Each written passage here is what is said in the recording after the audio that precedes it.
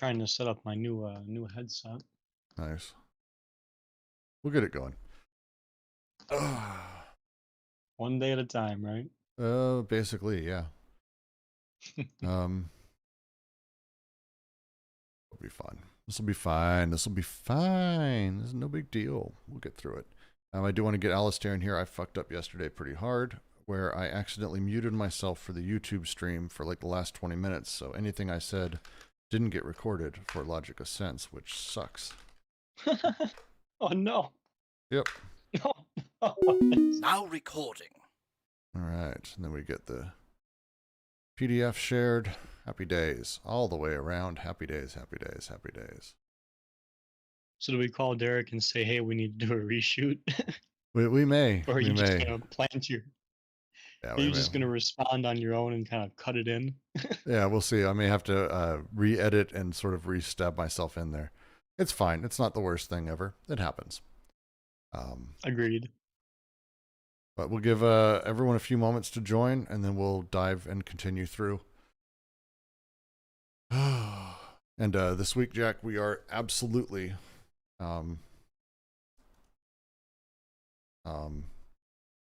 doing the rest of that video. We're going to do our movie review and start doing a more regular sort of podcast recording.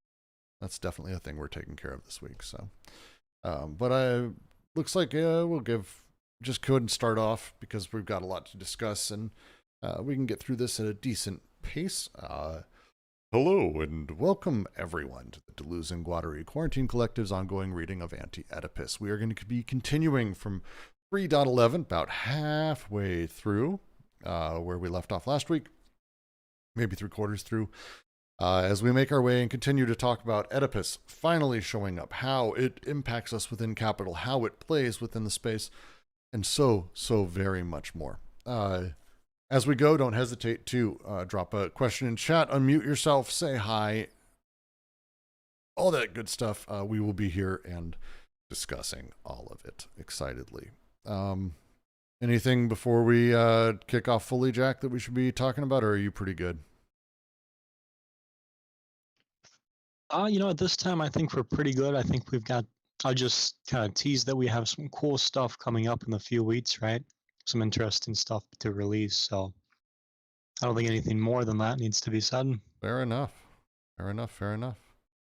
Then I will go ahead and read through. Starting at middle of 267, I am streaming if you need to. Read along. In Oedipus, there is a recapitulation of the three states, or the three machines. For Oedipus makes ready in the territorial machine as an empty, unoccupied limit. It takes form in the despotic machine as a symbolically occupied limit, but it is filled and carried to completion only by becoming the imaginary Oedipus of the capitalist machine. The despotic machine preserved the primitive territorialities. The capitalist machine resuscitates the Urstadt as one of the poles of its axiomatic. It makes the despot into one of its images. That is why Oedipus gathers up everything. Everything is found again in Oedipus, which is indeed the result of universal history. But in the singular sense in which capital is already this result, fetishes, idols, images, and simulacra, here we have the whole series. Territorial fetishes, despotic idols or symbols. Here everything is recapitulated in the images of capitalism, which shapes and reduces them to the Oedipal simulacrum. Representative of the local group with Laius, the territoriality with Jocasta, the despot with Oedipus himself, a motley painting of everything that has ever been believed. It comes as no surprise that Freud looks to Sophocles for the central image of Oedipus the despot, the myth become tragedy in order to make the image radiate in two contrary directions, the ritual, primitive direction of totem and taboo, and the private direction of modern man, the dreamer. Oedipus can be a myth, a tragedy, or a dream. It always expresses the displacement of the limit. We did give this a read this last time. I wanted to sort of start again because as we move into the next paragraph, it's important that we sort of do our own recapitulation and rediscuss sort of this movement that it's making as we've shifted the symbolic strata, how we find meaning in things, how these things kind of come to be. And the move, as he says at the very end here, in order to make the image radiate in two directions, the ritual primitive direction of totem and taboo and the private direction of modern man, the dreamer, Oedipus is able to be responsible for this and is able to make these things move. Jack, did you want to expand on this? Because I know you got a chance to talk about it last week. Yeah, I did. I did want to expand on it because I think this is one of the more interesting paragraphs, not only because it's obviously one of the crisper ones, but it ties together a lot of stuff we've been trying to work through in our own reading, right? So like, for instance, the displacement of the limit and what's going on there.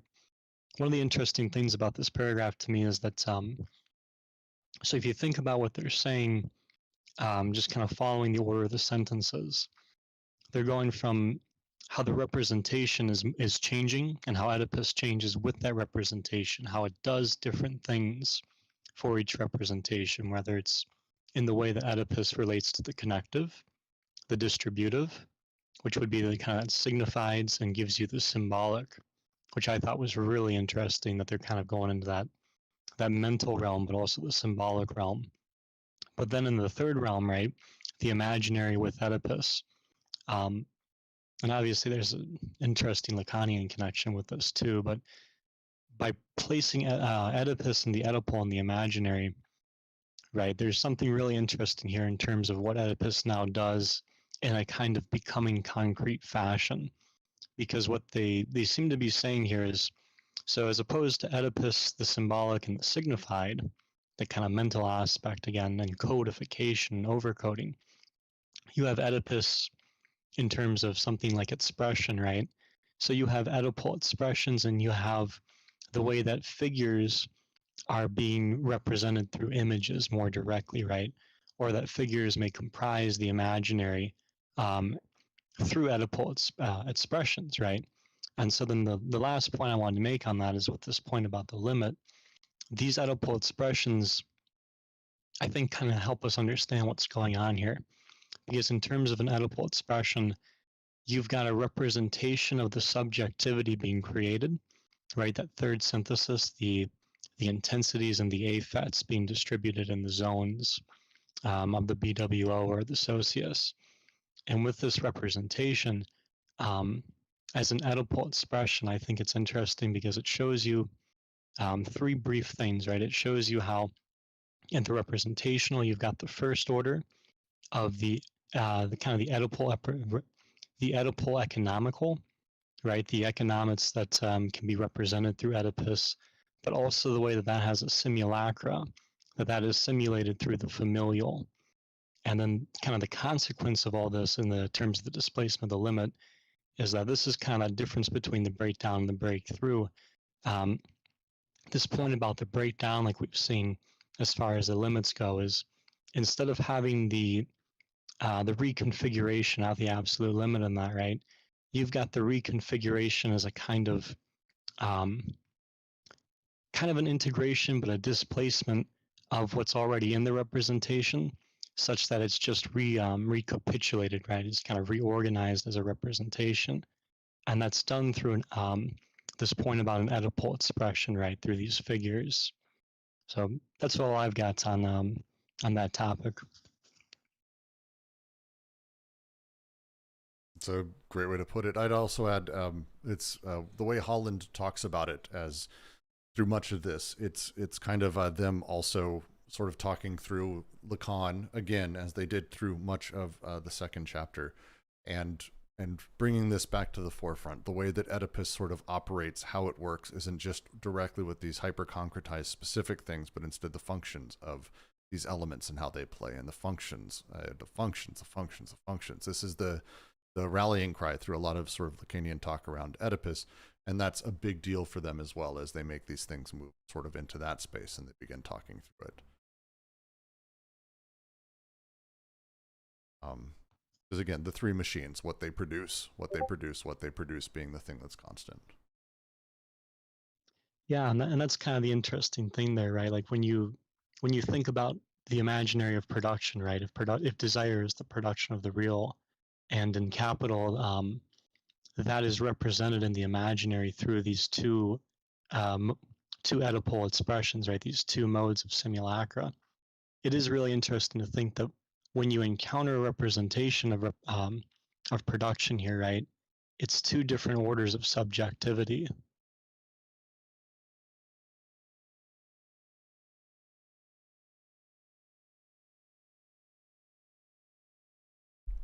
Cool. Any comments, any questions here, please? Be moving on to the next paragraph here shortly.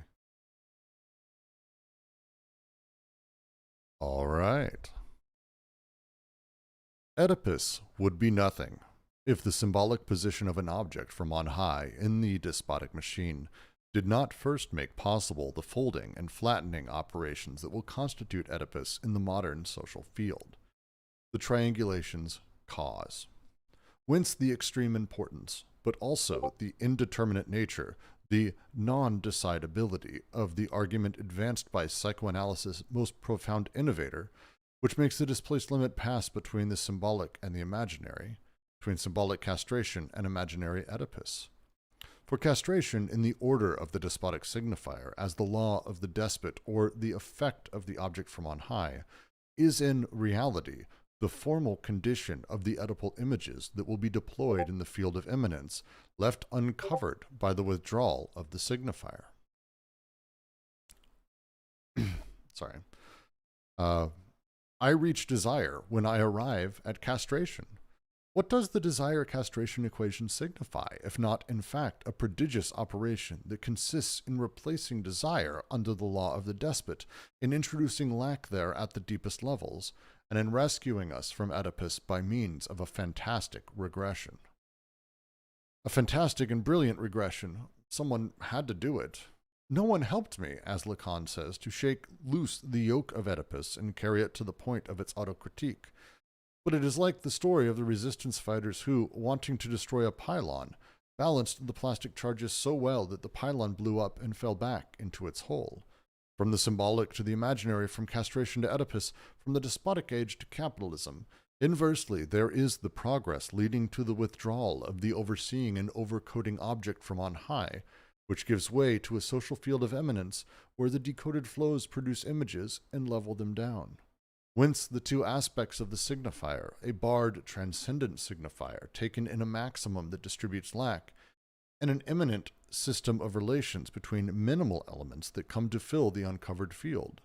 Somewhat similar, in traditional terms, to the way one goes from a Parmenidean being to the atoms of Democritus.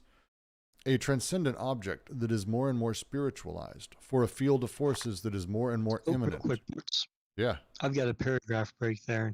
Oh, that's great. Thank you. God. Where? Right after the Democritus thing. So transcendent object, its own paragraph, ending at aesthetic ideal. Good. Works for me. All right. So then, where do we start then? Because I was ready to keep reading. I wasn't ready to go back. So someone want to jump in?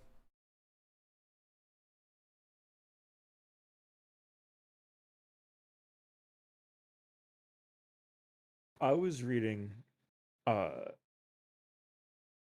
Federico Campagna's Technic and Magic this summer, and I didn't really make the connection of this part until just now, but he uses different sort of imagery to make the same point. He talks about like he makes the stage play analogy, like the world being a stage play, and then I guess he would call something that's sort of an amalgam of Deleuze's despotic signifier along with maybe like the socius is what he compares to the background, which kind of like in the end is the determining factor of what can even exist in the stage play and the way that it interacts with the background. And he talks about our modern world, which he calls the world of Technic, and how it's basically the background kind of like suspended in the change in between scenes, like completely ripped away, revealing sort of the fact that there was a background and now that there isn't one.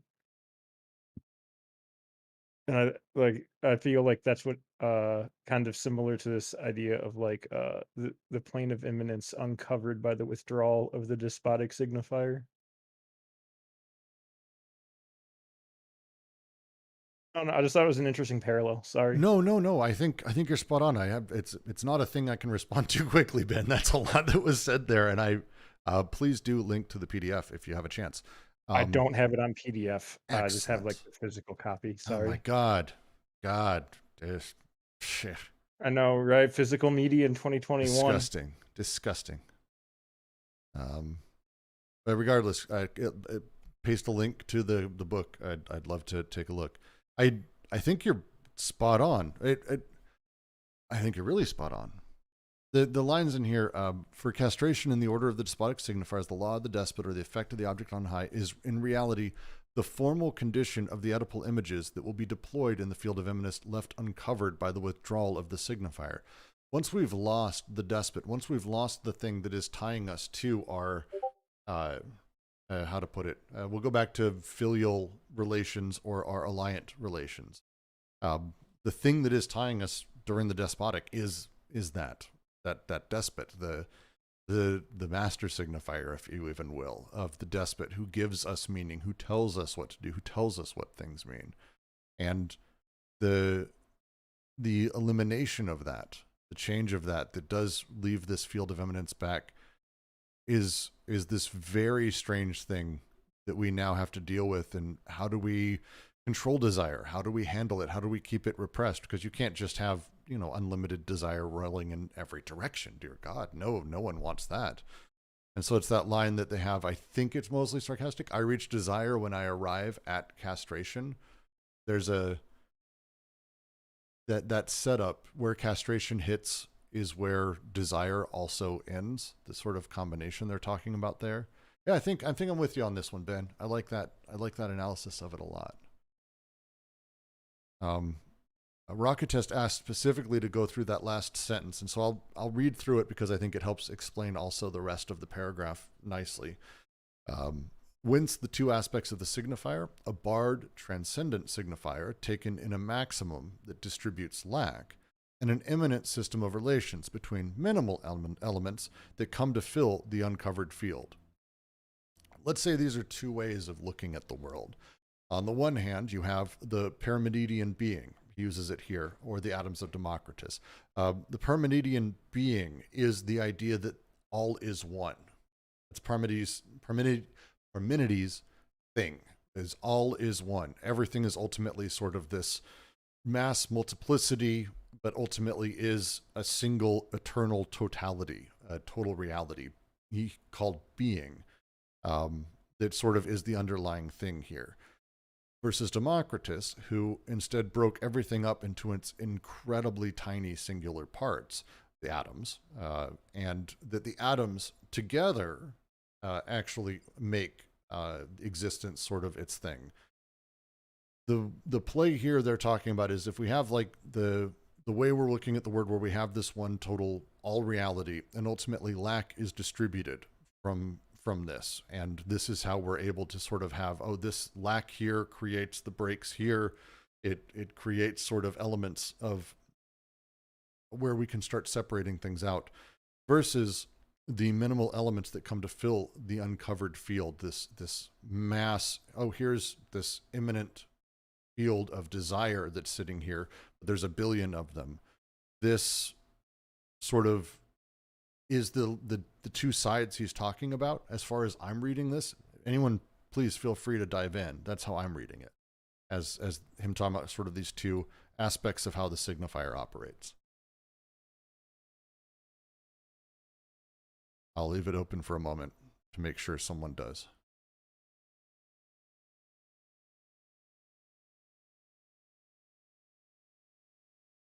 Or was I that far off that there's no way to even...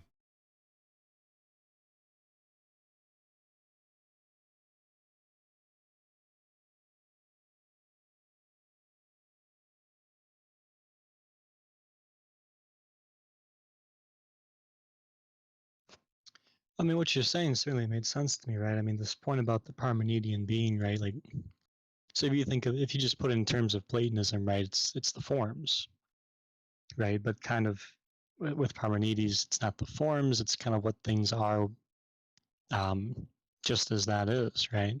You don't really need to appeal to being and becoming because it's going to be being. all the time, right? And then with like Democritus, like you're saying, right? It's the atomistic view that there's all these smallest parts that comprise things, right? And you just got to go down to the minimal. The interesting thing that we can expand on then is that if you kind of read that backwards, it builds up really nicely, right? Where so you got the two aspects of the signifier there, right? So the barred transcendent signifier. So now in terms of like, yeah, and you kind of can think of it a bit more platonically there, right? Something like the partial object that in the first paralogism is going to be elevated above everything, right? Thus signifying lack and thus unreachable, which is usually the phallus, right? It would make sense to me that the phallus, no matter what that object is, does have the symbolic kind of almost kind of permanence, right? Not only in that, in a kind of, I mean, I guess it's a transcendent presence, but also in the sense that it would be barred, unreachable, right? Kind of, I guess it's not foreclosed, but inaccessible. So much so that to access it is to destroy desire, right? In kind of that Lacanian framework, that's too close to the real. So you do find desire there in that kind of framework for the castration of something like that, right? Something too real to handle. So you desire not to handle it. In relation to something like, instead of the desiring machines, right? You've got this question about, so I guess it's an immanent system of relations, but it's one of minimal elements, right? And I thought that was kind of interesting because it is worth reflecting on what's different between atomism and desiring machines, right? And one thing that speaks to me there is that I'm not sure how atoms would connect with each other if there's a way that desire could be put into a Democritian framework like there is with desiring production. It's kind of interesting to wonder about.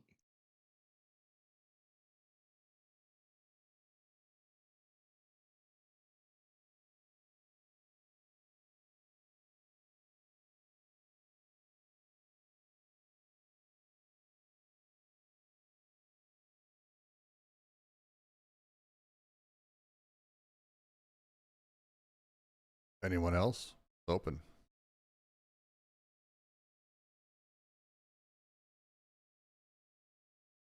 I want to read another little bit then while everyone's deciding if they're going to talk from Holland's take on Anti-Oedipus. I think it's an important part as we go through with this because it's directly related to this very paragraph.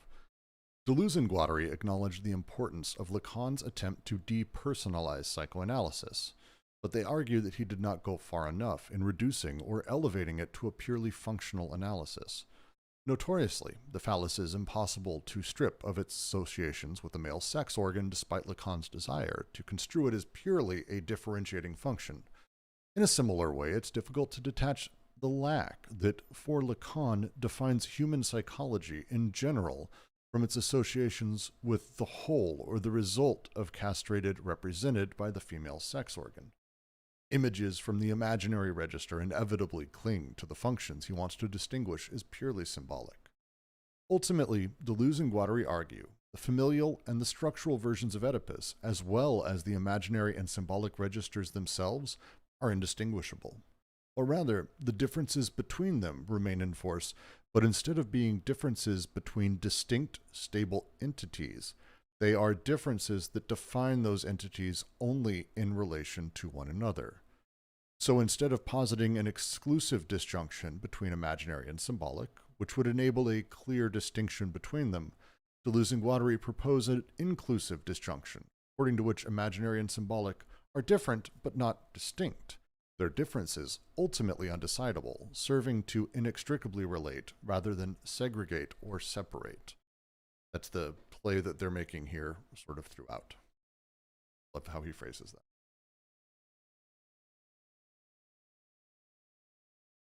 Any questions, comments on this section before I move on?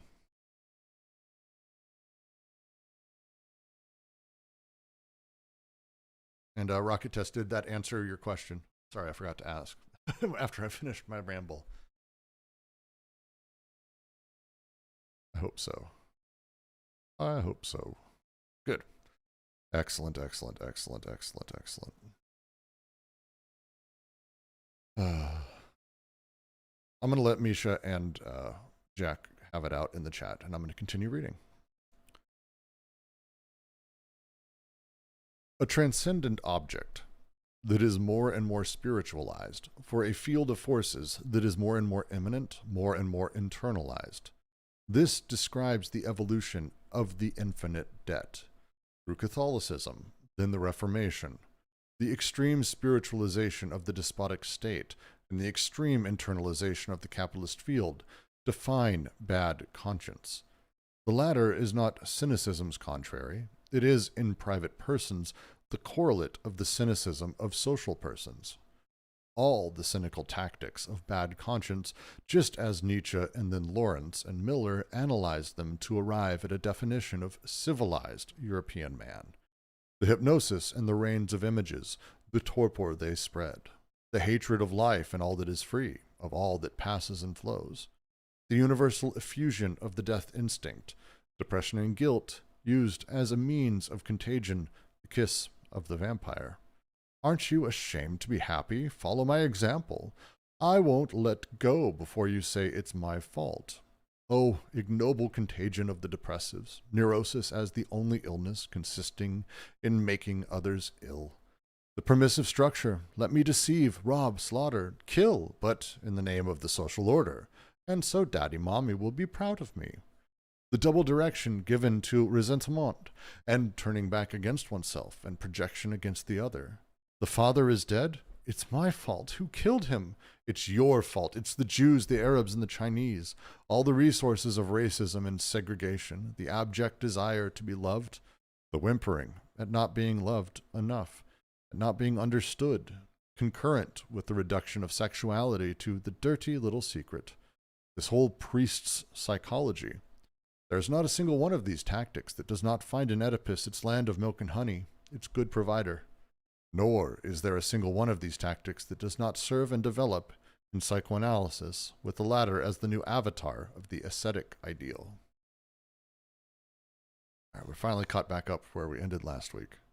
I adore this paragraph too much not to reread it like dozens of times. How to say? Where to even start with this?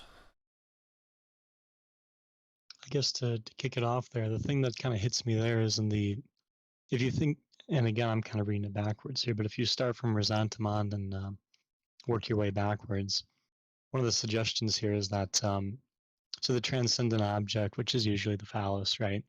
And this point about the phallus taking a signifier here, for the sake of Parmenidean being and the democracy and atomism, right? The thing that I take from this is that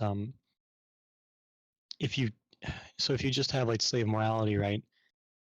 I don't think Nietzsche really goes into a transcendent object being so material to resentment, right? And obviously he doesn't go into ideology either. But this is interesting because Deleuze and Guattari here, they kind of have an expansion of Nietzsche's argument, right, from an oddly Lacanian perspective to say that, this point about bad conscience, that the exclusive disjunction of the racial and the racist, right, that one would be caught in between murder and castration, and all these points about these tactics can be linked to just simply the particularly the first paralogism, right? That it would make and actually condition the bad conscience we find in civilization.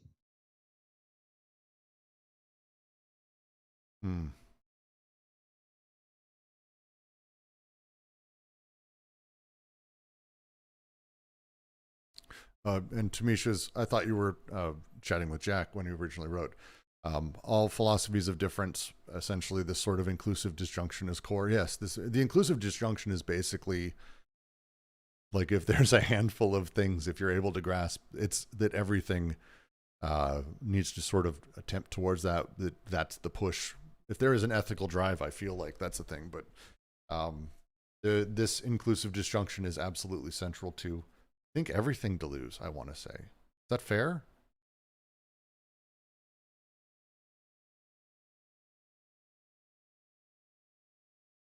I'll say yes, since no one else responded. I mean, to your point, it's definitely an ethical norm that we find both in the social and with kind of ideas about what to do about it in this book, right? The exclusive disjunctions that would form any normalization in a social field, as well as the inclusive disjunctions that have a kind of counterpoint to it. That interplay, I do think, gets into, just like you're saying, all sorts of ethical questions from normality to prescription to anything that would be considered, well, good, evil, and then the beyond good and evil, right? Yes.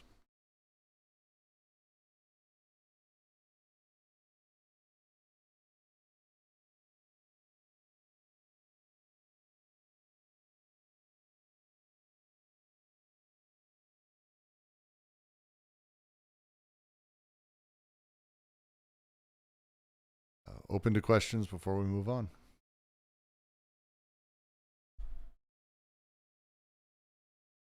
I do adore this paragraph because it gives a lot of really crisp examples of things that I think all of us have seen, dealt with, read about, personally experienced, whatever it may be, and kind of the mentality around the drive of it. Again, the thing they're playing towards is what they speak of right before this.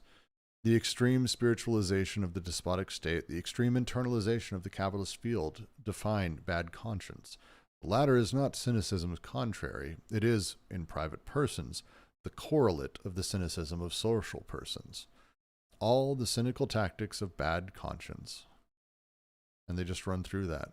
The hatred of life and all that is free, all that passes and flows, the fusion of the death instinct, etc. It's such a crisp way of describing it with actual, tangible things for it.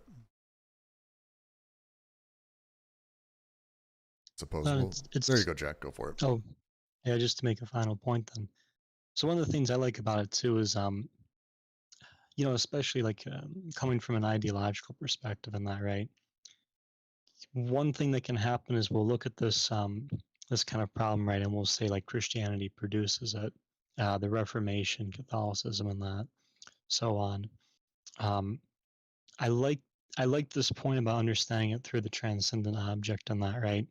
Because as that can be, particularly through codification, right, as that can be spiritualized in that manner, any religion, right? I mean, they focus on Catholicism and not here, but you know, you can think of Rome with the despotic state and the use of religion there. Any religion that would be possible is going to have this point about, especially if you're in the despotic, the proliferation of an infinite debt through credit, right? An infinite need to repay things, that you're always at a loss in that sense. And I do like that point because it helps you kind of understand that, at least as I read it, right, this point about guilt, depression, being ashamed to be happy in that these aren't things that that a religion would necessarily hold at face value, but is actually producing the religion as such, right? Especially in the terms of something representational, right, that we encounter. Such a view of ourselves that we ought to be ashamed by being happy or desiring, right? That this is something we like encounter and actually affects by presenting us with a subjectivity, actually affects our subjectivity at the same time. I thought was really kind of a really good development of Nietzsche. Oh no, and they're carrying through of Nietzsche and Lawrence and Miller as they talk about here, as they define civilized European man, to go back to the way we kind of got here as we went through capitalist inscription and all of these systems. We're talking about the moments of deterritorialization, reterritorialization, or decoding and recoding, how axiomatization happens, and the core rhythm, which they call it, and Holland uses a lot in his analysis, which I love, which is this rhythm of cynicism, then piety, this idea of Yes, we're breaking down the things we deal with, but at large, we all believe in some grander thing. The stories of all of this and the way they phrase it here, I love it. The evolution of the infinite debt through Catholicism, then the Reformation.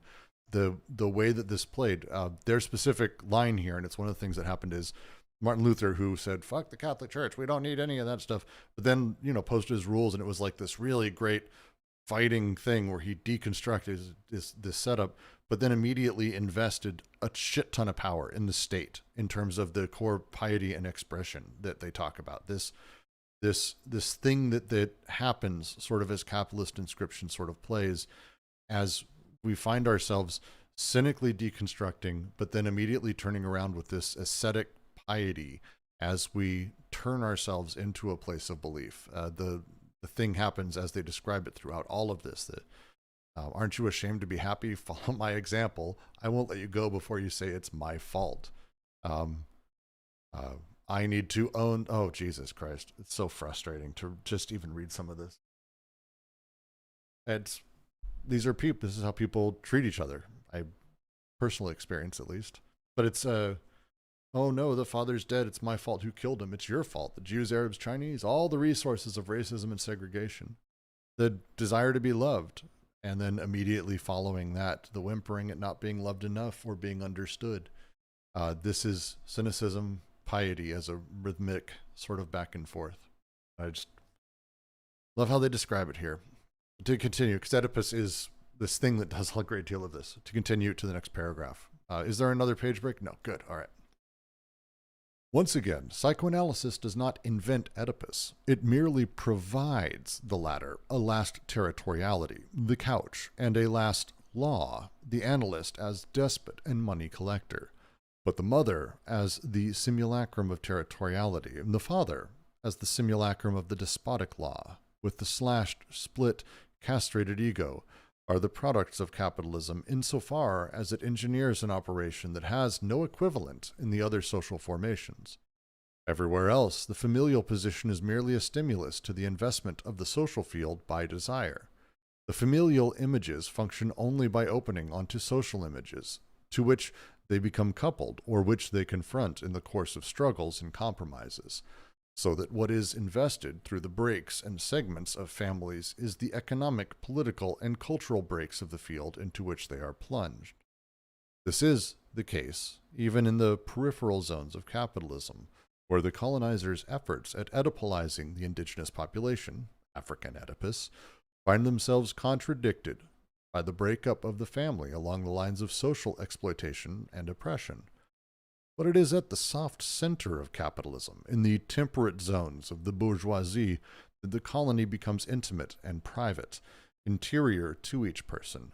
It is there that the flow of the investment of desire, which travels from the familial stimulus to the social organization, or disorganization, is, as it were, covered over by a reflux that flattens the social investment onto the familial investment serving as pseudo-organizer. The family has become the locus of retention and resonance of all the social determinations. It falls to the reactionary investment of the capitalist field to apply all the social images to the simulacra of the restricted family, and with the result that, wherever one turns, one no longer finds anything but father-mother, this Oedipal filth that sticks to our skin. Yes, I desired my mother and wanted to kill my father, a single subject of enunciation, Oedipus, for all the capitalist statements, and between the two, the leveling cleavage of castration. A lot said in this paragraph.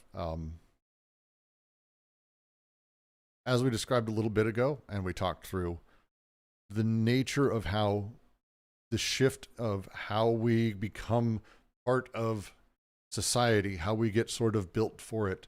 Under the territorial, at some we grow. At some point, you have your job, sometimes literally carved into your body, but you have your debts based on your alliance and your affiliate lines. I know the family I'm a part of. I know the people around me. I know what I must do in order to maintain. There's a deep immanence, almost abrupt, abutted up against the real when it comes to how desire and production is organized. This is not a good thing. It's a brutal horrific kind of thing, but it is a thing as it's done. The way it moves, we move to the despotic, who then all is owed to the despot. But what we do is still organized along those lines. With capital, again, as we discussed in the previous section, capital has now taken on the affiliative and the alliant. All of our sort of setups and all of our desires get shaped through that. Production is shaped this way. So how is it that I know what I need to be doing as a subject? Well, how I do that is because I've been Oedipalized. Capitalism, instead of placing the social rules or the social mores as being a thing that we learn socially by being a large group, it is instead plugged squarely into the family. The family, as it says here at bottom of 269, the family has become the locus of retention and resonance of all the social determinations. It falls to the reactionary investment of the capitalist field to apply all the social images to the simulacra of the restricted family, with the result that wherever one turns, one no longer finds anything but father, mother. The Oedipal filth that sticks to our skins. Everything becomes related to that, and as such, the axiomatics of how to behave in society, how to relate things, how to find, oh, this is connected to that because of this, it's through mommy, daddy, because we've privatized social growth through the family. Tiernan says, that last paragraph works as a bit of a punchline to their joke of universal history. After the cruelty and terror of the primitive savages and despotic barbarians, we get the civilized European man that is a cynic and depressed and guilty, hating life. Yeah. And as we lead into it, this is what they kind of describe it. They talk about the Oedipalization of colonies, of the colonizers' Oedipalization of areas. They call it African Oedipus. They're still absolutely Oedipalized. It's different. They're broken up along family lines. They're forced into these different shapes. But this setup is kind of being forced on them. We, at the soft center, the bourgeoisie of all of this, at this location, it's very different. We are actually intimate, private. Everything has become interiorized. Like it's within us. Instead of something we experience on the outside, inside of the social space, it's within the family. It's within the local, within myself, that these things sort of begin taking hold and begin controlling and setting things up. So it's a very different beast, to say the least. Again, they're not doing some weird, a noble savage, how we should all be back in that.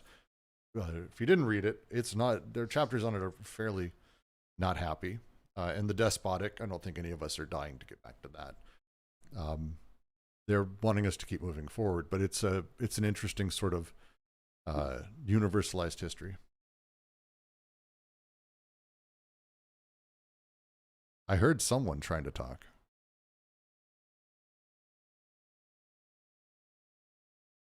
Sounded like Misha.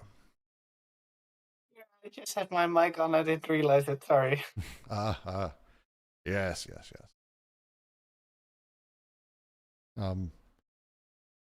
It's a really, I love this point. It's a thing that's been, was harder for me to grasp the first time we read through this as a group and as we had this conversation. But it's a thing that over time, especially as I've been reading it as my son's been growing up, it's really, as I said last week, really depressing as a parent of a 3 or 4 year old to sort of read this and start grasping exactly what you're doing as a parent. It's tough, to say the least. Any last thoughts before the last paragraph, the next paragraph? Yeah, I'll offer one to build on what you were saying. So obviously the colonialization of that and what you're into in terms of internalization and expansion, I think is really helpful there. And this point about, at least the point in the top of sentence, right? Once again, psychoanalysis does not invent Oedipus. It merely provides a ladder, alas, territoriality, the couch, alas, law, the analyst is despot and money collector, right? This is similar to the point I was making about religion, right? That it's constructed in this way, and that we kind of find ourselves awash in it, right? It's not an essentialist point, it's a point about how it's basically produced and constructed, and in turn affects our production, but also how, obviously the question of what to do about it. And so that gets into the spiritual on that. But this last point, or this last paragraph, seems to open up with just a point I'll touch on, because it doesn't get too more expanded here, but I do think it's interesting. When they say the last territoriality, what I take out of that is the psychological, right? It's not the final frontier of space or the sea, it's the final frontier of the psyche. And interestingly enough, and I think, at least as far as psychoanalysis goes, they're probably spot on about this, right? That the psychological itself would find itself in its own twofold representation, right? That the psychological would find itself in and they say it quite nicely, right? The social investments that are flattened into the familial investments, so much so that the familial appears to have produced the social, right? That kind of, it's almost like a nesting egg that is at one and the same time seemingly whole and at the same time seemingly inverted. It shouldn't fit, but for some reason it appears to fit, but it's uncanny with itself, right? And I thought that was kind of interesting because if you put it in that terms, right, the thing they're talking about with this point about colonialization and the bourgeois and that, right, it does fit really nicely into the themes of social and psychic repression, so much so that to your point about internalization there, Brooks, right, even as that's an expansive reterritorialization of the colonialized, right, it is important, I think, to consider what they're saying here too, is that there is also a psychological repressing going on, right, as much as there is a social. Rimka asks, why is it depressing to realize this relation to my kid? So my kid's growing up during COVID times. COVID started when he was 2. He's just now turned 4. And they're deeply formative social years for a kid. And all he's got is me and my wife. And everything, we do our best not to have, like, we don't have normal, gender roles in the house as far as, like, she's cleaning and cooking and making sandwich, none of that shit. Like, we do everything around the house, we take care, but we have our own tastes. And so some things are daddy's things. And what you start to see because he's 3.5, he just begins associating things with daddy or with mommy, because everything is through one of us. He's only now at the age where he's starting to do his own stuff or start to discover it. But even then, he's being daddy as he does a thing. And he's playing with Legos. He's being daddy. This is difficult not to sort of like read a little bit into this as I go, because this is the stuff this is what they're talking about. Our social relations and our axiomatics are determined by this sort of field that everything now gets filtered through mommy, daddy, me. Everything becomes one of those elements. The push Lacan made is he took a step away from Freud, who literally thought it was all about mommy or daddy. So no, it's about the roles mommy and daddy play. Daddy, the lawmaker, and its relationship with the law, blah, blah, blah. That's a very short version. Anyone who likes Lacan probably hates me now. But they're saying, one more step, everything. Why not everything becomes triangulated and placed instead of being, hey, Steve, my sort of uncle who kind of likes this thing is the one who introduced me. So I have like this weird network of connections and meaning behind it. This is daddy's, this is mommy's, this is mine, is everything to him. And this isn't just me now. Like, this is absolutely normal in the atomized weird society we live in, especially in America, but it's not just America. This is a lot of places. So it's really tough. It would have happened without the pandemic too. It's hardcore in the pandemic because he doesn't have anyone else. Like, because we live in a kind of a Trumpy area. Tough to find families who will take the vaccine and who don't. It's frustrating. But it just is a little kind of tough to read through it. It's difficult. So hope you don't fuck up your kid. That's basically when you're a parent. That's all I have in my brain. Let's move on to the next section. Boskert says, this reminds me of a discussion of race that came up on Twitter recently. Certain reactionary elements suggesting there's a right age to learn about race, an age approved by reactionary parents. Of course, the overwhelming criticism is that the world teaches us right in ways without consent. We should instead prepare to deal with the questions our kids bring us, as opposed to thinking it's only within the parents' control. I would even take it a step further and say that we actually have only race relations through our parents. That's how we get introduced to other people in the modern society. Everything's privatized. I met people, I lived in a hyper-white neighborhood growing up. Meeting anyone who wasn't like waspy as shit meant that it was my parents' friends for a long time, because it's just the way it worked out. So how do I not relate those through my parents as a thing?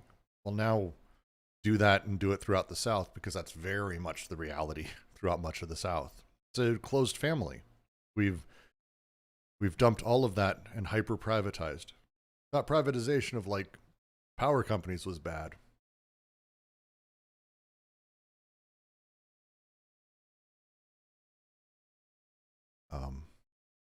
I will continue. It's a great point though, Boskirds. And it's very much related to that. Marx said that Luther's merit was to have determined the essence of religion, no longer on the side of the object, but as an interior religiosity. That the merit of Adam Smith and Ricardo was to have determined the essence or nature of wealth no longer as an objective nature, but as an abstract and deterritorialized subjective essence, the activity of production in general. But as this determination develops under the condition of capitalism, they objectify the essence all over again. They alienate and reterritorialize it, this time in the form of the private ownership of the means of production. So that capitalism is, without a doubt, the universal of every society, but only insofar as it is capable of carrying to a certain point its own critique, that is, the critique of the processes by which it re-enslaves what within it tends to free itself or to appear freely. The same thing must be said of Freud.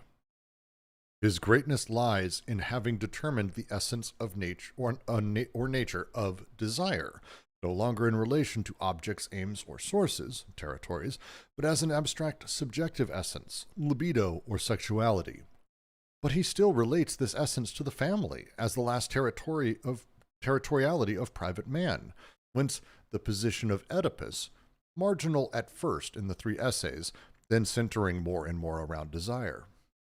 It is as though Freud were asking to be forgiven his profound discovery of sexuality by saying to us, well, at least it won't go any further than the family. The dirty little secret, in place of the wide open spaces glimpsed for a moment. The familialist reduction, in place of the drift of desire, in place of the great decoded flows, little streams recoded in mommy's bed. Interiority in place of a new relationship with the outside. Throughout psychoanalysis, the discourse of bad conscience and guilt always rises up and finds its nourishment, what is called being cured.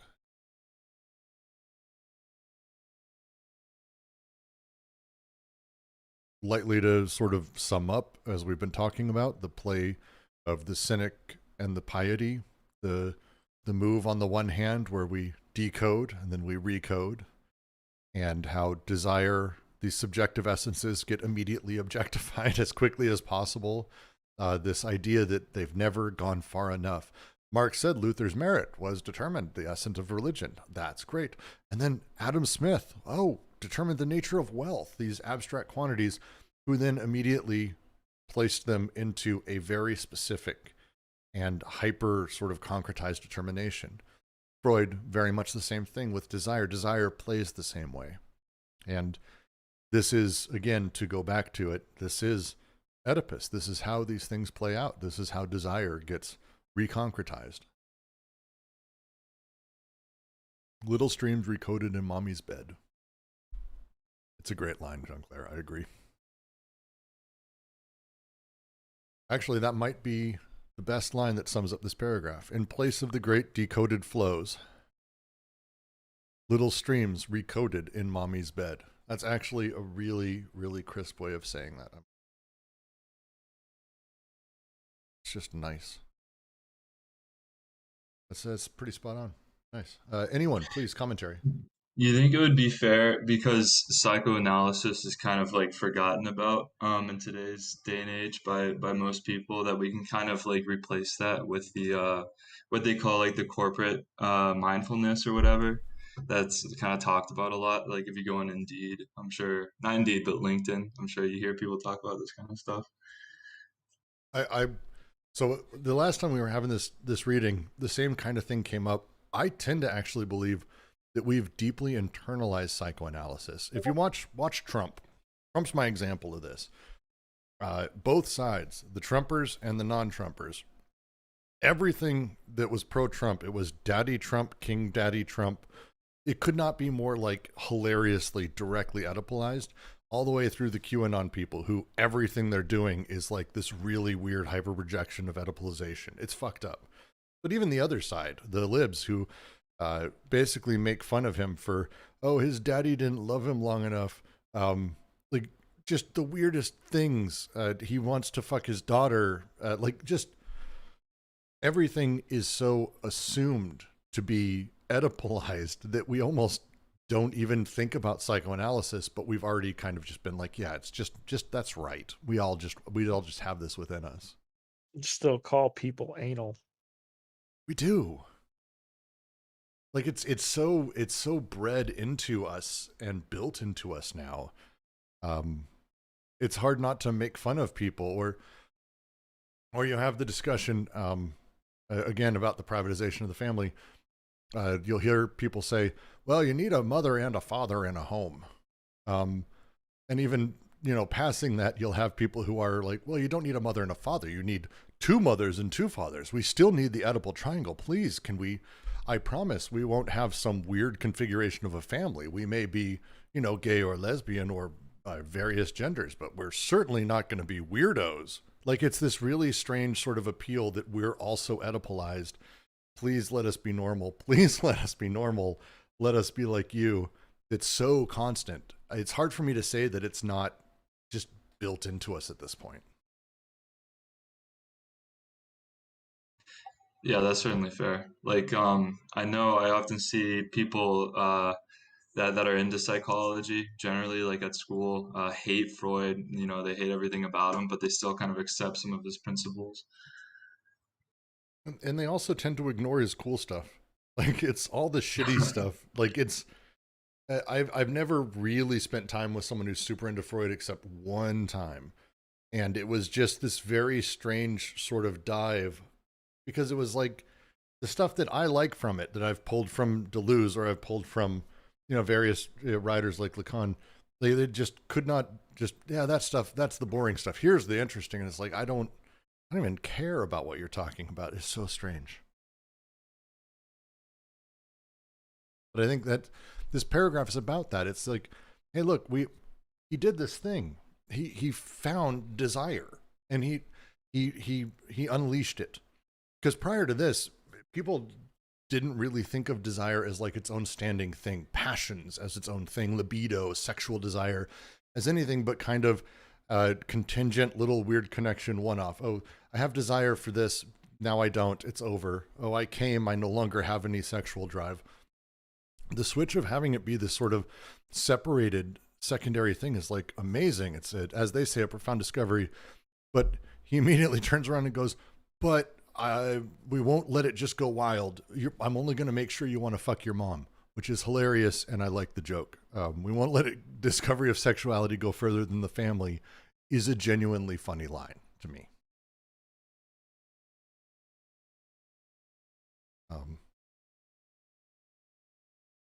Yeah, just great. Yeah, I mean, and it certainly fits with a lot of things we encounter today, right? And it made sense too, because you're back to the exclusive disjunction of, well, it's okay, but at the same time, it's not okay, right? It's a dirty little secret.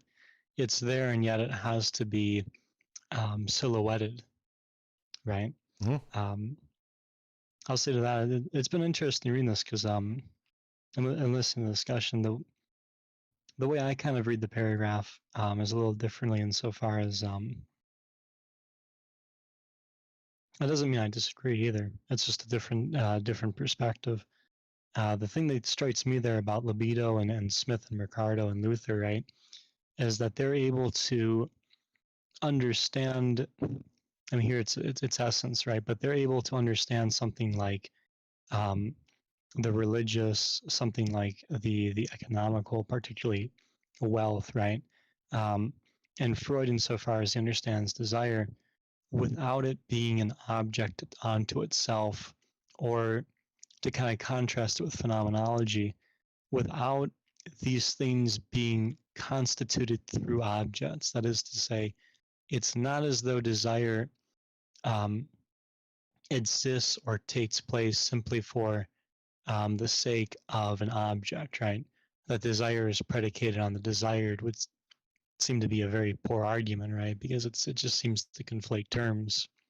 And so that's kind of how I take it there, is like with wealth, right? Smith and Ricardo are able to think of this through, say, labor power in that, right? Especially for someone like Marx, that there's this thing going on that's not, that is not unto objects or doesn't have a teleological interest in objects, right? And with sexuality, I think that's right, that it doesn't, I think Deleuze and Guattaris are spot on that it doesn't necessarily exist for the sake of objects, but more so, like they say, with the connective synthesis, right?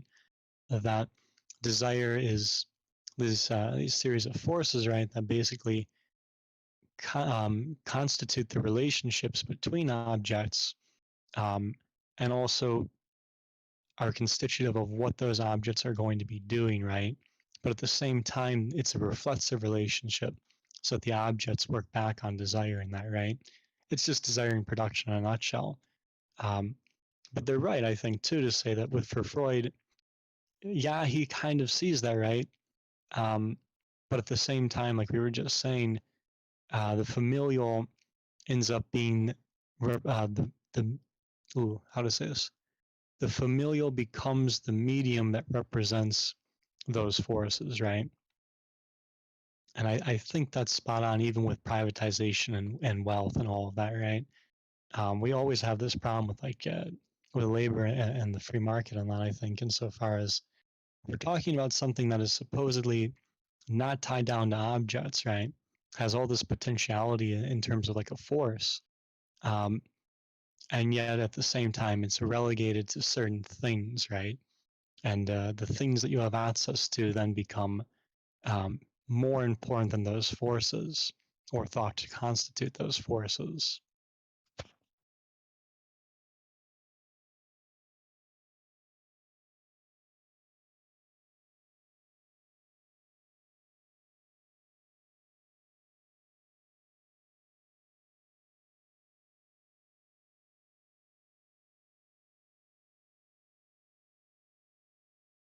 Okay.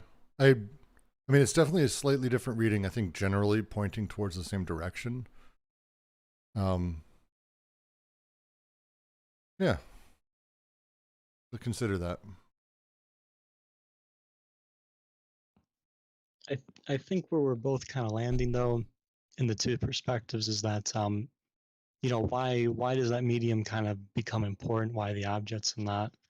And I do think it might be that we're both kind of seeing the same thing insofar as the things we can't control that produce us, or the things that we can't control that represent us, such as race, sexuality, religion, and so forth, economical standing and whatever, the things you have, assets.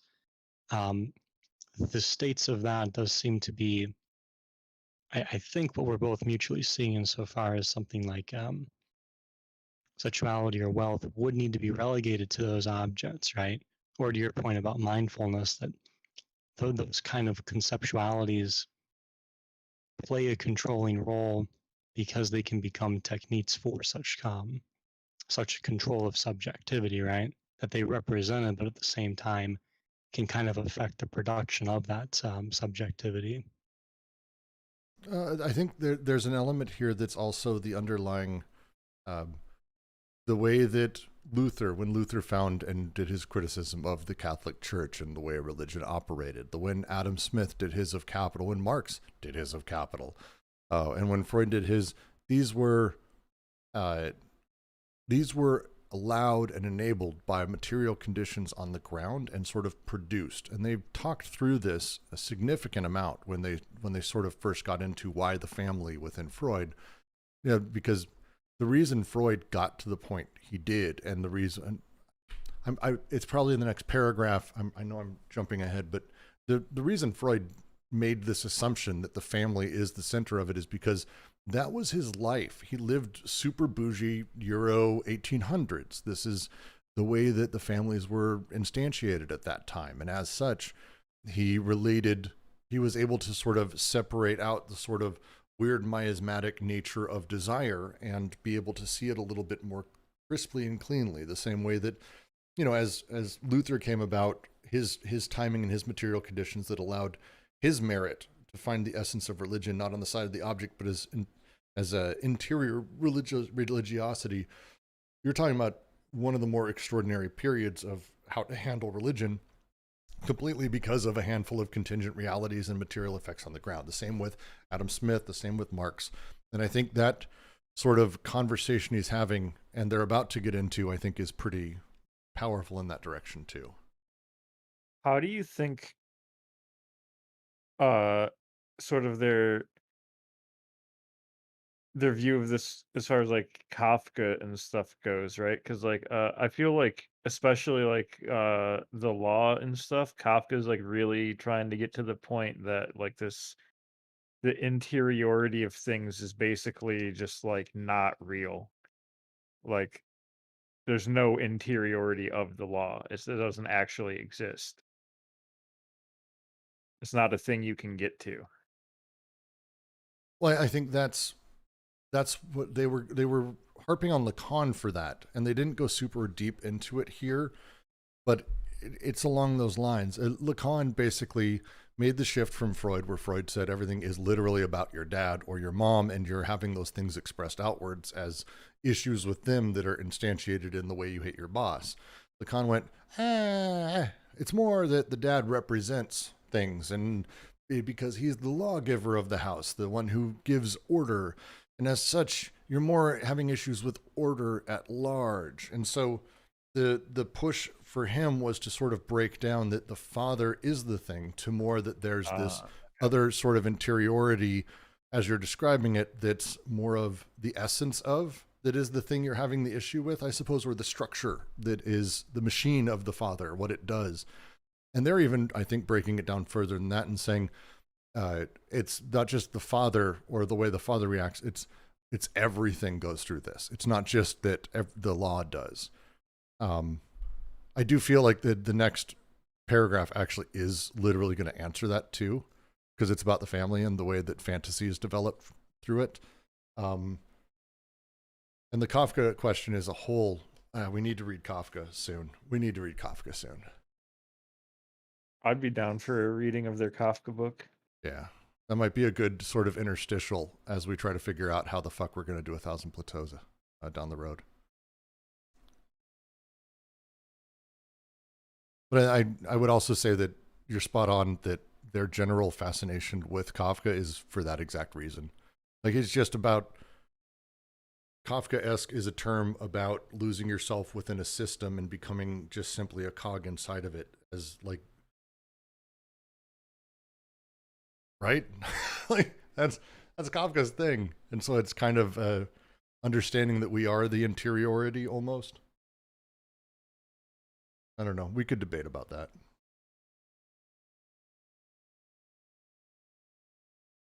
I mean, I do think you're spot on there in terms of like, so when I think of the Metamorphosis or the Castle, right, is almost novel. I do think that's something you see there is the way that people are produced through their social mediums, right? But the Castle is really interesting too, because unlike the Metamorphosis, where it sort of unravels through a change in, and I guess not just subjectivity, but like the total production of Gregory, right? He becomes a cockroach. And he discovers there are figures and codes at work there that ultimately lead to his death, right? It's one of the, I mean, as humorous as the ending is, it's also terribly melancholic. Well, and they But, open up the book Kafka with the discussion about America, which with a K, it's a book, it's not the country, although it's kind of about the country, super about the country. To read a little bit of it. The hotel in America has innumerable main doors and side doors that innumerable guards watch over. It even has entrances and exits without doors. Yet it might seem that the burrow in the story of that name has only one entrance.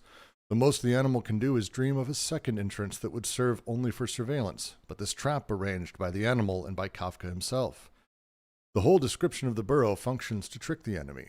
We will enter, then, by any point whatsoever. None matters more than another. No entrance is more privileged, even if it seems an impasse, a tight passage, or a siphon. We will be trying only to discover what other points our entrance connects to, what crossroads and galleries one passes through to link 2 points, what the map of the rhizome is and how the map is modified if one enters by another point. Only the principle of multiple entrances prevents the introduction of the enemy, the signifier, and those attempts to interpret a work that is actually only open to experimentation. First paragraph, spoilers, but I think that fits with what you're talking about, Ben. In interiority, every direction, no, all of that.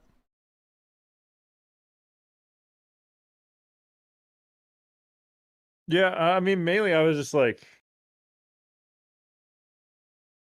asking, Oh, because I got a little distracted when we were talking about like Lacan versus like what they were saying in Anti-Oedipus. I was like, huh, but it ended up like, yeah, we were just like talking about Lacan instead.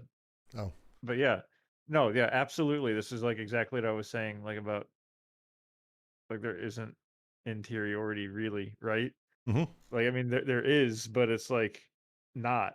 It's just like, m- uh, when you try to breach it, you just find like more interiority. Like there's nothing actually there.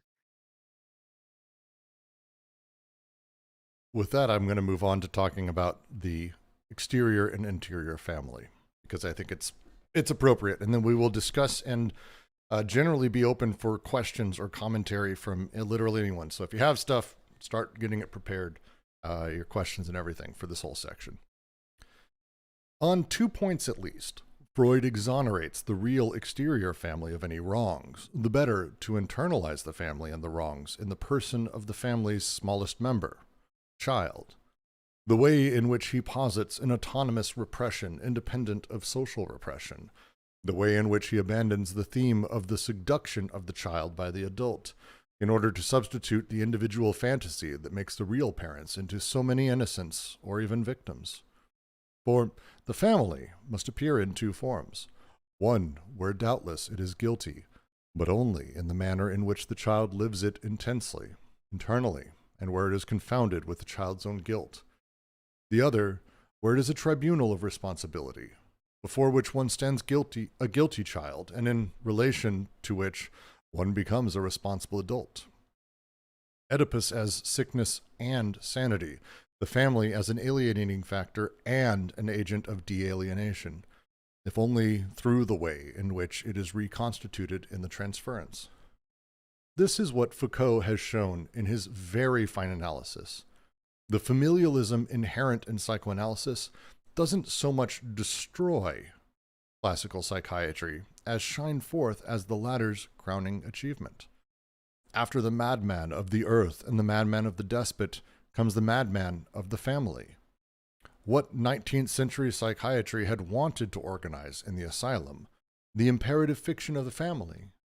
Reason the father and madness the child or minor, the parents who are ill only from their own childhood, all this finds its fulfillment outside the asylum in psychoanalysis and in the consulting room of the analyst. Freud is the Luther and the Adam Smith of psychiatry. He mobilizes all the resources of myth, of tragedy, of dreams in order to re-enslave desire, this time from within, an intimate theater. Yes, Oedipus is nevertheless the universal of desire, the product of universal history, but on one condition, which is not met by Freud, that Oedipus be capable, at least to a certain point, of conducting its auto-critique. Universal history is nothing more than a theology if it does not seize control of the conditions of its contingent singular existence, its irony, and its own critique. What are these conditions, this point where the autocritique is possible and necessary? To discover beneath the familial reduction the nature of the social investments of the unconscious. To discover beneath the individual fantasy the nature of group fantasies, or what amounts to the same thing, to push the simulacrum to the point where it ceases to be the image of an image, so as to discover the abstract figures, the schissus flows that it harbors and conceals, to substitute for the private subject of castration, split into a subject of enunciation and a subject of the statement relating only to the two orders of personal images, the collective agents of enunciations that, for their part, refer to machinic arrangements, to overturn the theater of representation into the order of desiring production. This is the whole task of schizoanalysis.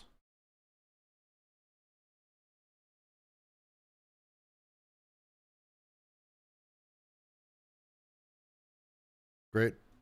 I feel like adding anything to the end of that to be repetitious.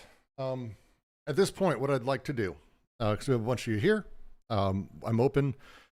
Anything in this section, anything actually in all of chapter 3, if you're having a significant problem, let's start with this section first and the discussion of Oedipus within capital and how it operates, how it creates repression within the family, the privatization, how these things operate. I'm going to leave it open. If you have a question or a thought that you're even considering, type in the chat. Don't just speak out loud. We're going to try to make sure people don't step over each other so we don't lose anyone. Just type a 1 in the chat. Give me a hello. Type anything you like, and we'll have you step on up and say your thing one at a time. Or you can also type your question fully out, and we will discuss the entire thing that way. Otherwise, I'm totally going to just sort of go and ramble through a bunch of stuff in a minute. So let me know.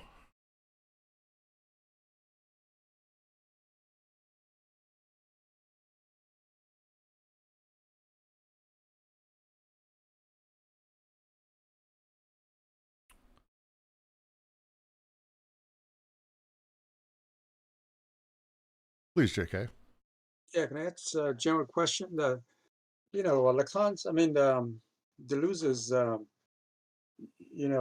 is he, talking about in nature, in human nature, generally, there are like two conflicting desires, or one is, the sexual desire for production, reproduction, and so forth, and then there's the another desire that is the desire for power expressed in the despotic and the aristocratic, and that those kind of phases in history, and that's kind of like they conflict with the individual, the human desire. It's just like are there these conflicting desires in human nature that is expressed from Lacan specifically? Well, it's maybe drawing on Lacan, but Deleuze is describing, bringing in Nietzsche and so there's Freud and so forth, and Lacan. Yeah. So there are competing desires going on, right?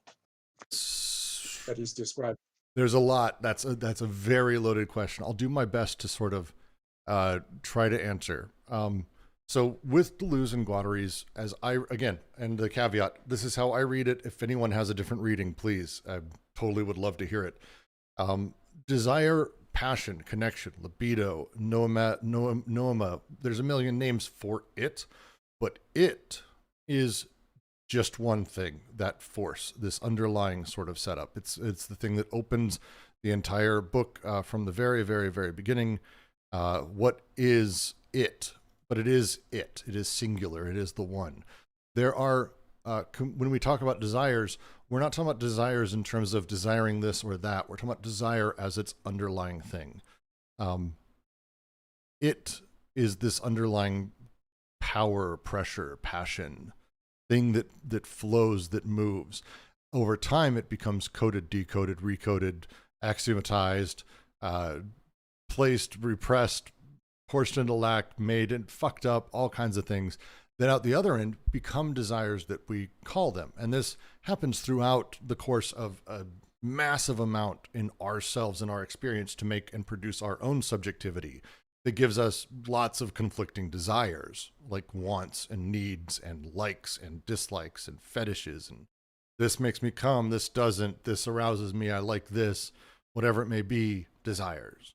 But also repressions and things we're scared of, and this sort of repulsive energy of, oh, I don't want that, nervousness that kind of comes from things. But there is one underlying desire, passion, libido, not multiple secondaries. That's how I've been reading all of AO. Yeah.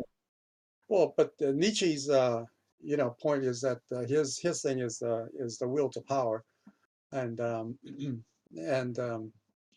somehow that individual will to power is in conflict with the will to power of the socius, or of the symbolic order, of the symbolic order, or of the general society, or of the herd, right?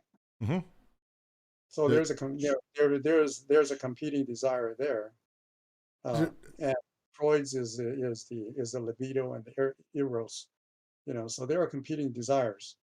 Yes, but each one of these, Nietzsche's and Freud's, stems from sort of after a desiring machine has coupled, decoupled, and recorded. The representation of what that desire is pushing for already exists. Will to power by nature sort of presumes a subjectivity. It starts from a place. Even if he says there's an underlying thing, it's directional already. Desire doesn't have a direction, except out, producing, moving, whatever that may be. Will to power very much does. Freud's is deeply, purely, almost sexualized, but it is a sort of more libidinal kind of play towards that. And that's why Deleuze, I think, attaches to it.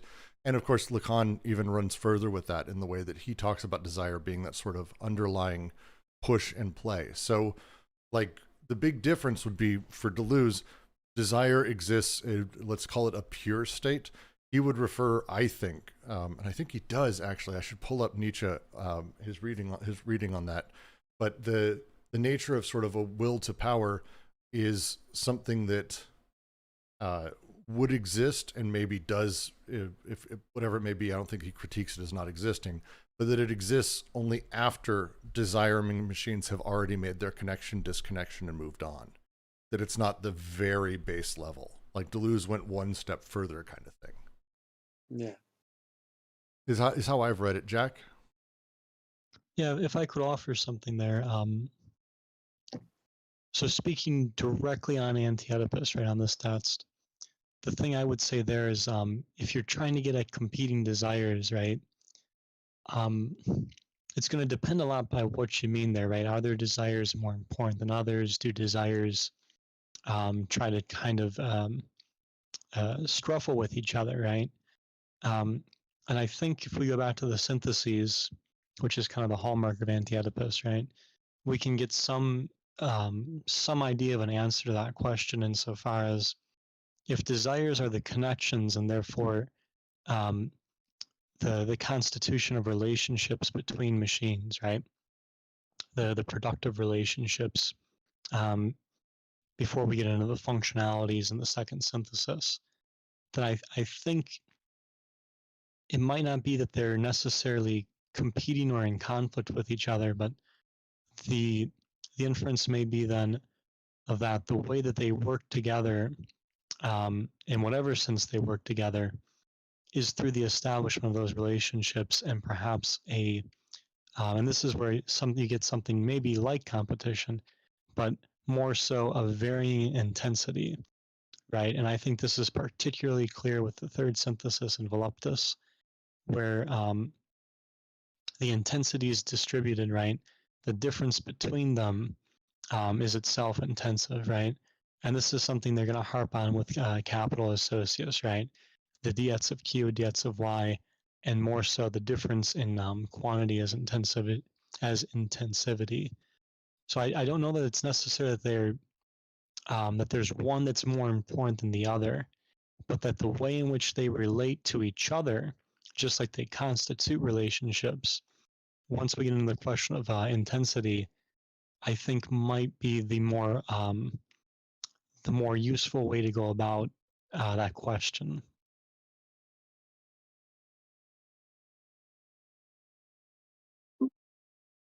But you're talking about desire as being encoded or decoded, right? First there was the desire. That's one desire. Okay, you're talking about that, but the what is doing the coding and decoding, isn't that coming from another source of desire? The socius, right? Yeah, the socius. So the socius is doing the decoding and the coding. So there is that the socius has its own you could say it has its own desire, right? So this is one of the things. See, now you're hitting on something I love to discuss, because it does feel like there is a secondary force. I may not call it a desire, but there's a secondary force that almost comes from, if we want to say that there is a big upside down pyramid that comes from desire at the very bottom, that's singular from the one, that becomes hyper complex, and then at some point produces a subject, and then the subjects interact, which then produce the socius. But at the very top of the socius, it feels like there's almost a pressure pushing downwards with the use of representation, and how representation plays, and how it just sort of manipulates and plays with its own version of how desire operates, or how it shapes, that is kind of pushing down and placing its own setup. There's a force there that I'm with you on, and it does feel like that. I don't know if I'd call it desire, because that's the desire is very, in their writing, very, very specific use when it comes to the libidinal and this sort of thing that is pre-subject. But if we want to talk about the things that do happen, sort of this other direction, the force that comes from above, the way that representation plays, they refer to it as, oh, for fuck's sake, I had this in my head just as I was thinking.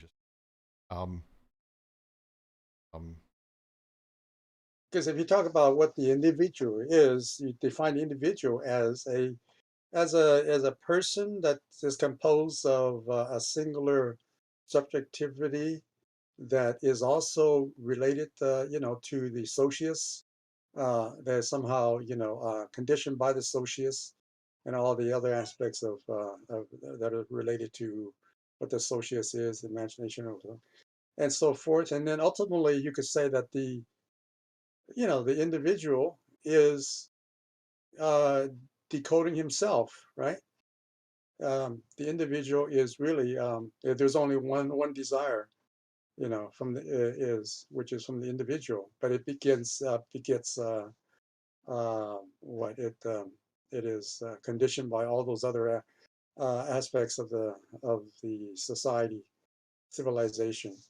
Well, and the subject, even as they sort of talk about it, plays almost filter for all of it, because you have the desire that's creeping up through me, and I'm hyper complex. We're all incredibly complex. We are, if we talk about ourselves being a decentered subject, that we are kind of this mass of desiring machines, there is still almost a singular point that all of them get forced through before they kind of get sprayed out the other direction and become something that I'm interacting with on this Discord server, or when I write a book, or in person, or at my job.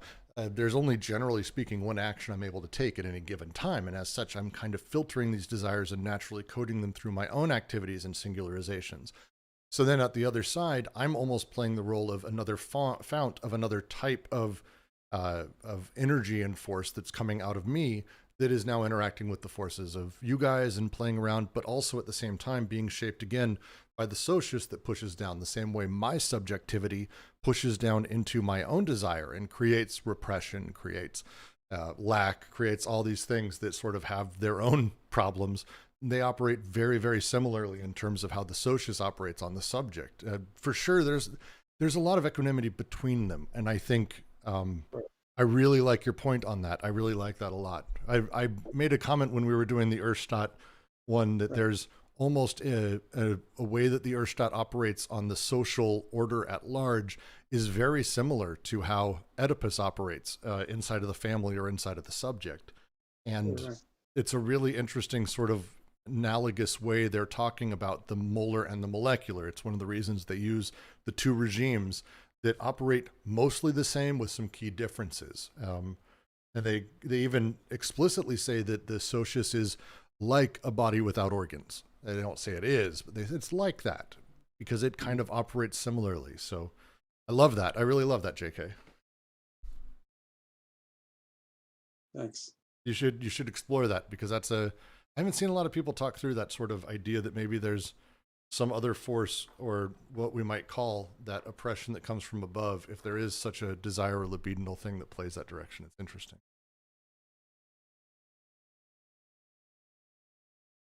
So now my brain's going that direction. Right, right. Because if you're saying there's only one it, right? What is the it? The it is what? Maybe Desire. desire. For But sure. ultimately, yeah, it's desire for what? It's not just sexual desire, but it's energy, right? It's energy, right? And so it is it's a connective energy. It's a flow. It's a push.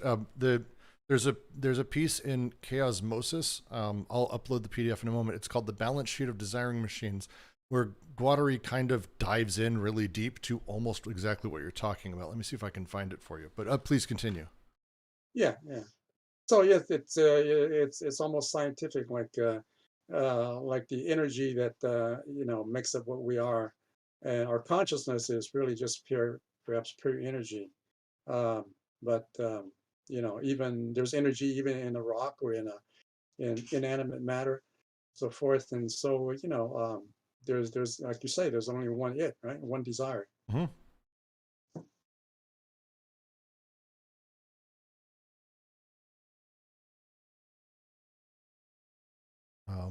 To go up to another question, Bostgerd. What makes the analyst's couch the last territoriality? Like, is capitalism itself now the limit for Oedipus in this way? Think about the last uncolonized territory is the internal experience. That's like, no matter what you do when you colonize like a country, like you don't colonize the people until you've colonized them like internally. So like the last territory is like the analyst's couch. That's like the that's it.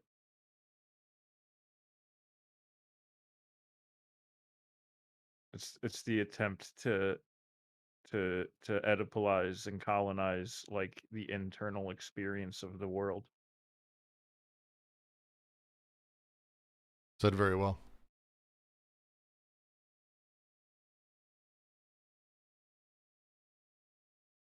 Billy Crystal, LMAO. Twitch thing. Wobugan Sugundam from Bosgurd. The people left on Earth do nothing but pollute it because their souls are weighed down by gravity. It is a good line, isn't it? That's a good line. Good line. Please, any other questions or notes here? And feel free to go back to the rest of this section, because as we move into chapter 4, all of these things come together even further, because now we are in a discussion of what we can do about it. What the next thing is, how we can behave, treat ourselves, treat each other. How can we take care of people? How can we have discussions about all of this without perpetuating?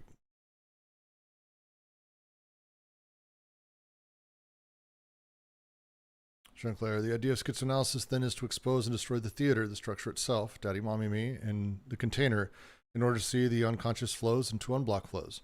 Yes, if you remove the question marks, I think you're exactly answering your own question there. So, why am I telling you what your desire means? I don't know what the triangulation is or the things that actually connect in order to enable it. We do generally know that they're kind of forced into this overall triangulation just through the normal existence. But in a psychiatrist chair, they're goddamn hammered to mommy, daddy, me. Everything is, and you're demanded of it. As again, when we went through earlier, chapter 2, as they deeply went into the idea of the sort of double blackmail. How would you like to be broken forever, or you can admit that you want to fuck your mom? Oh, okay. I guess I'll admit I want to fuck my mom. I mean, that's the idea. Are you going to be fixed, or are you going to be broken forever? And that's a terrible thing to do to people, especially those who need help. So how can we break down what they actually mean when they have this or that feeling or this thought or this reaction or this recurring dream? When they have a sun coming out of their asshole, what does that actually mean? Like, what is it trying to get at? What is the desire producing? What is the solar anus making? What is the thing that is functioning in all of this that we're able to break down and understand, so we can work with them, so we can discuss, we can do what we need to do in order to kind of keep moving forward. They don't really have an edict to that level, but I don't think I'm far off there. If that makes sense, Jean-Claire.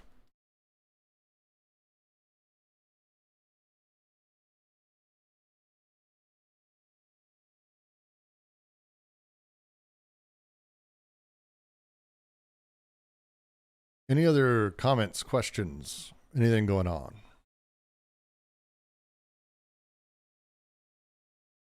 And yes, the entire 4th chapter is literally about how to unblock flows, how to understand our flows, how to know when a thing is a flow and not a representation, and when it's a representation and not a flow. They kind of go through all of that.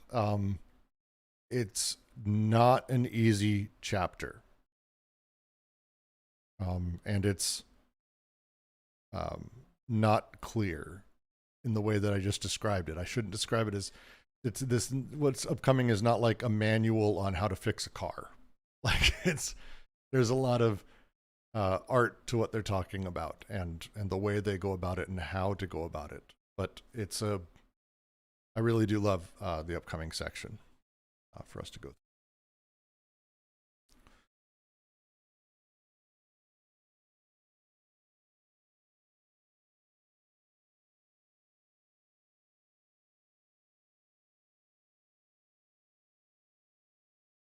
All right. Billy Crystal says, the therapist reinstates itself as the object of security, instantiating themselves as a point of departure. And yes, well, and they make the comment as also money taker or bill collector, because there is a monetary connection, because you can't break from capitalism, even in this way, and the way that we have the payment system. So it's the analyst and analyst relationship is troublesome, we'll say. Completely broken. Please, JK. Yeah.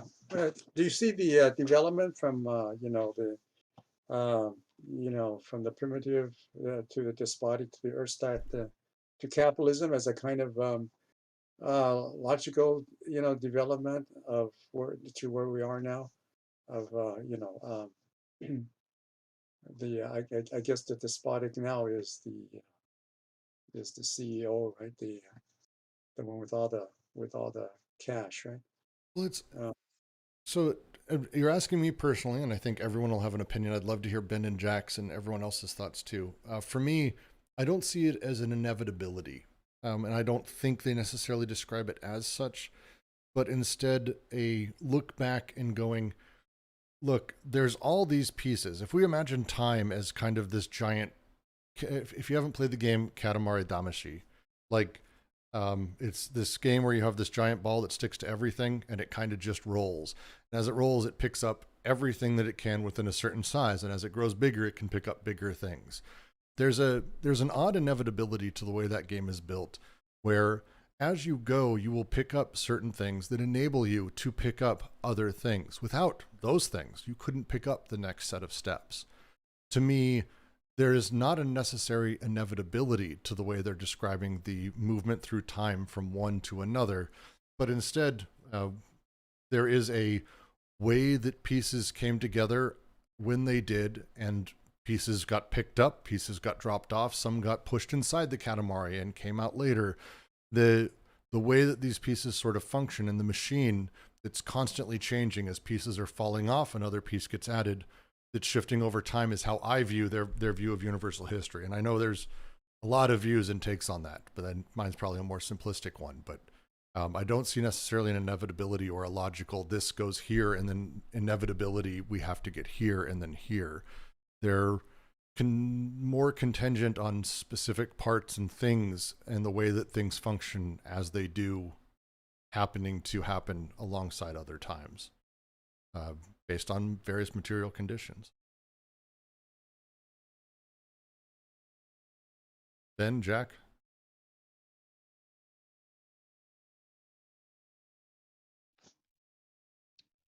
Yeah, I guess I would just say that for me, no, there is no inevitability. There's no reason we had to end up here. There's no reason that determines the procession of events, right? That is to say that it's not as though there's a rationality that these events followed, right? There is instead, I mean, it's contingency in that, right? This is the point about why this is universal history as opposed to theology, as ironic as that statement, or at least as humorous as that statement could be. Insofar as we mean that it didn't have to be capital as socius, and that's very important because insofar as there could be a fourth socius, and these questions of paralogisms and representations be taken up afresh, it would be, right, with the development that obviously we're going into a fourth socius, these other three socii still play a role in that, right? We've seen how things are, because I do tend to think of it more discontinuously, but things still kind of play into capital from the despotic and the right, overcoding in the Erstat, for instance, the archaisms of the codes, and so on. So obviously, any fourth socius will have to deal with these matters, but that I think is really important because what if there is going to be the schizoanalytic task of a fourth socius and that development, it's not one that we can take for granted as to what it would be. Just like in the despotic, I mean, even as you read the despotic socius, right, there are points where capital does seem important, but you look at what's going on there, right, and capital really didn't have to be this important. There's a lot of things that go into why capital eventually overtakes the despotic as socius, but that really didn't have to happen. There's a series of events that have to lead to that production. Yeah, and I would add a wonderful book for this, and again, everyone has their opinions. I really enjoyed Manuel de Landa's 1,000 Years of Nonlinear History, which goes through a great deal of this and plays super hard into the idea of like what shapes human societies. He defines it out as language, biology, and economy. And the idea that these are essentially their own self-directed processes or machines and how they sort of interact and how they move is a really incredible way to talk about it. And again, is much more in line with my understanding of it. I'd love to do a reading group for it, Bosgerd. Just like 1,000 Plateaus, I literally don't know how you do it without kind of breaking the point of the book. Because it's written in such an unusual way. Just my opinion. Ben, you were saying yes, please. I was just, I like DeLanda, Yeah. all in all. But I think I can't, staying within the confines of Anti-Oedipus, I don't think you can get a firm grasp on an answer to that question. And if you really want to dig into Deleuze's take on inevitability, you have to read Logic of Sense, and you have to read Proust and Science. Like you have to read those two books to get a firm grasp on what Deleuze would say about inevitability, and like it can't really be found within the confines of Anti-Oedipus. And it's an incredibly difficult one because I think if I had to sum it up, I'd say that he believes in fate but not destiny. I think I made that joke, and I think it works.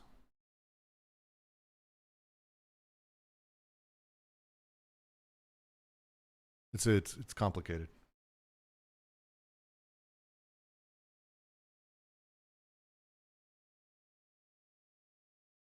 Do I have a PDF of that to share with JK?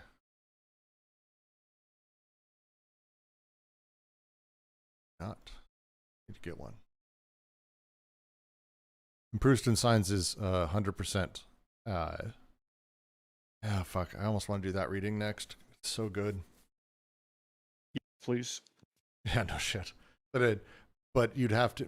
It's not possible to do a reading of that without having read In Search of Lost Time. I don't think so. Is. You think it is? Fuck. I think so. I mean, it's like a impoverished reading of it, but like the points come across no matter what. We would have to, in the reading of Proust and Signs, we would have to sum up what happens that he's referring to. Yeah, that's true. Like, I don't know there's a way to discuss it without saying, well, here's the moment he's talking about actually the first time that he met, and it's like, okay, fuck me. Resurrect the lit group. Yeah, Jack, what happened to the lit group? Are you asking me to put together a reading group for In Search of Lost Time, all 1,300 pages? Because such a server doing that project actually exists. Oh, wow. Kind of don't want to know that. Yeah, we missed the boat on that one. They read like I don't 30 know about pages a week. Holy shit. I'll be dead.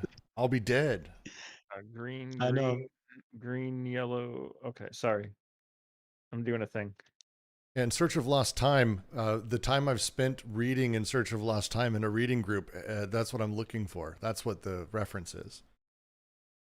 In fact, I think they just finished volume 4 and they've been going since like the summer. Yeah, it's literally, it's about 30 pages a week you have to read. Yeah, we'll do what we can. Hopefully that gave you at least something, JK. Hopefully that gave you at least something though to like go off of, because it's a phenomenal question, and please let us know as you kind of discover more on it, because that's 100% in line with the stuff that I'm always curious about with all of this, because it's to Ben's point, a lot of AO is not.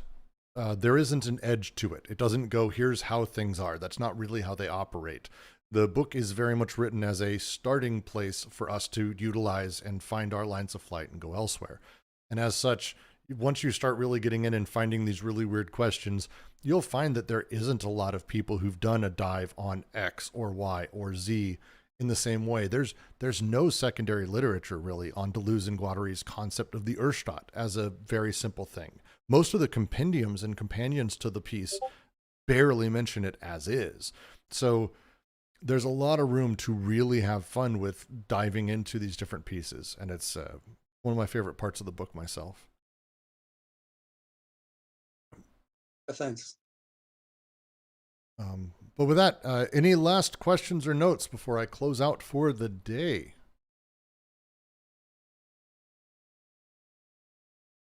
Jean-Claire's typing. I will let Jean-Claire type. I'm going to assume it's a many thanks. There we go. I'm going to let that be the end. Thank all of you for joining us today.